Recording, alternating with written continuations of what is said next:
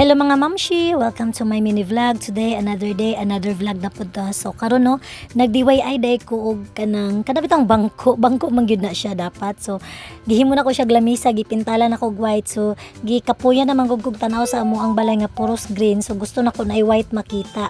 So, nag-DIY na lang ko pati kanang kanabitaw yang carpet ko nuhay is okay ra pud na siya gikan. Mamshi na ako imaritis sa inyong mga mamshi ba. So tudluan ta mo unsaon pagayuma sa inyong mga bana mga mamshi.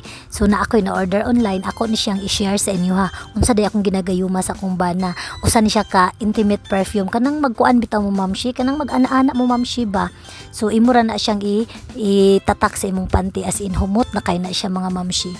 Tingig butangan inyong andis og perfume mga mamshi di ba kay og makahumot na inyong mga bana sa inyo ha. So magbalik-balik na siya, alam na kung unsay sunod buhaton din anak. Aside sa mga gwapa ta mamshi, dapat humot pud ta, bahalag di kayo ta sexy, basta kay humot lang yun ta. Sana all. Napoday ko napalit nga curl define mga mamshi no, para ni siya nga kung imong buhok kulot is wet siya tan-awon. So sa online nagyapon ako ni siya na order. So ang link sa ana-ana nga perfume o ang link aning nasa buhok ay para sa buhok ibutangan nako sa comment section. So dili ako kutob. Bye.